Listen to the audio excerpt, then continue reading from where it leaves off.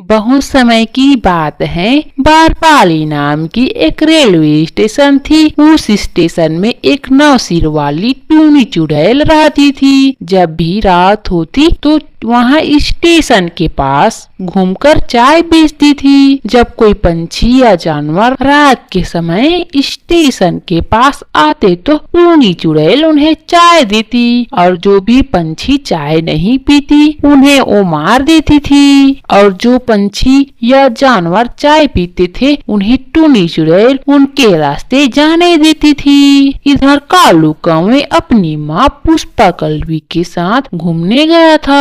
मम्मा मम्मा, अब मैं थक गया हूँ, तो हम कुछ देर आराम कर लेते हैं, फिर हम अपने घर के लिए निकलेंगे।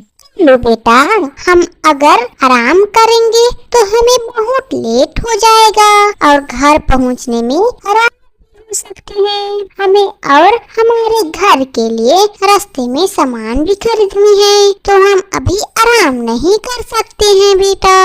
मम्मा, मैं पूरा थक गया हूँ, तो तुम मुझे अपनी पीठ में उठा कर ले चलो ना, मैं उड़ नहीं पाऊंगा। कालू बेटा, तुम घूमने के लिए भी शौक करते हैं और घुमाने लाती हूँ तो हमेशा ऐसे ही कुछ न कुछ बहाना करता है कि आजा मेरे पीठ में, मैं तुम्हें उठा कर ले जाती हूँ। यहाँ कहकर पुष्पा कल्वी कालू कौवे को अपने पीठ में उठाकर उड़ते हुए जाती रहती है। तो जाते जाते उन्हें रात हो जाती है। यहाँ देख पुष्पा कल्वी थक कर स्टेशन को देखकर स्टेशन में आराम करने के लिए रुक जाती हैं। दोनों स्टेशन में आराम करती रहती हैं। तो वहाँ टूनी चुड़ैल चाय लेकर आती हैं और बोलती हैं, दादी अम्मा, लो मेरे हाथों की चाय पी लो, मैं आपको अच्छी अदरक वाली चाय पिलाती हूँ। टूनी चुड़ैल अपने हाथों से पुष्पा कल्वी और कालू कौवे को चाय देती हैं। दोनों डर से कांपते हुए चाय को कप को अपने हाथ में लेते हैं। दोनों चाय पीते हैं। फिर पुष्पा कल्वी बोलती है, तुम हम दोनों को चाय पिलाकर मारने वाली तो नहीं हो ना? हम तुम्हारी चाय को पीकर मर तो नहीं जाएंगे ना? हमें छोड़ दो, हमें माफ कर दो, हम दोबारा यहाँ कभी नहीं आएंगे। दादी अम्मा, तुम दोनों निश्चिंत रहो, मैं तुम्हें कुछ नहीं करूँगी, क्योंकि तुमने मेरी चाय पी है।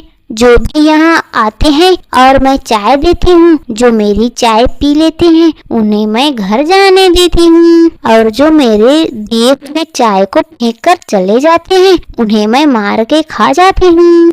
वैसे बेटी, तुम्हारी नाम क्या है और तुम सिर वाली चुड़ैल कैसे बन गई? तुम 9 सिर वाली चुड़ैल कैसी बन गई हो? तुमने कुछ पाप किए हो क्या जिसे तुम्हें आज यहाँ दिन देखनी पड़ रही है? दादी अम्मा, मेरी नाम टूनी है, सभी मुझे प्यार से टुनटुनी बुलाते थे। मैं घर रोज स्टेशन में चाय बेचने का काम करती थी। सुबह रोज स्टेशन आती थी और सभी यात्रियों को चाय पिलाती थी। शाम होती फिर वापस घर चली जाती थी।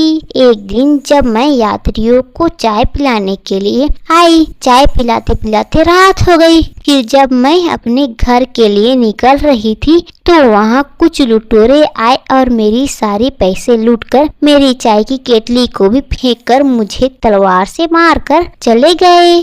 मैं यहाँ उन लुटेरों का इंतजार कर रही हूँ। उनके यहाँ आने से ही मैं इस चुड़ैलपन से आजाद हो जाऊंगी और मेरी आत्मा मुक्त हो जाएगी। नहीं बिटिया, मैं यहाँ से जाऊंगी, फिर मैं पता लगाऊंगी कि कौन लुटेरे तुम्हारे साथ गलत किया है और उसे बहाना बनाकर यहाँ स्टेशन तक लेकर आऊंगी। ठीक है दादी अम्मा, आप हो जो मेरी मदद कर सकती हो। मुझे आपसे पूरा भरोसा है, आप मुझे मुक्ति दिला सकती हो। इसके बाद सुबह हो जाती है। फिर पुष्पा कल्वी और कालू कौवे उड़ते हुए अपने घर पहुंच जाते हैं। फिर पुष्पा कल्वी जगह जगह घूमती है तो पता चलती है कि पास के जंगल में गब्बर डाकू रहता है। उसी ने टूनी को मारा रहता है। पुष्पा कल्वी उसके पास जाती है और बोलती है, गब्बर भैया, आप जानते हो क्या,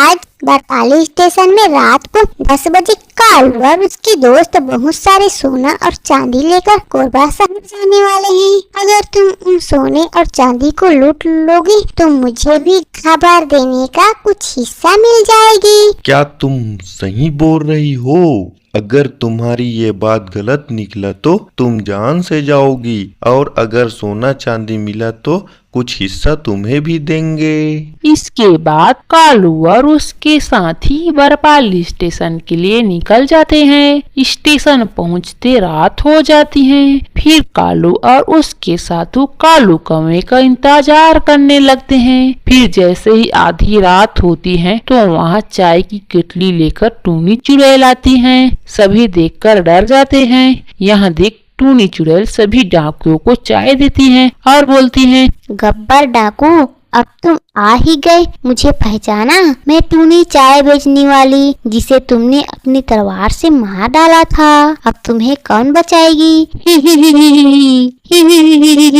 यहाँ कहकर टूनी चुड़ैल गब्बर डाकू और उसके सभी साथियों को सिर के धड़ से अलग करके खाने लगती हैं। फिर टूनी चुड़ैल आजाद होकर आसमान में गायब हो जाती है और अगले दिन से स्टेशन में कोई भी जान नहीं जाती है। फिर रात को पंछियों भी स्टेशन से आराम करने लगते हैं और खुशी खुशी जिंदगी जीवन यापन करने लगते हैं।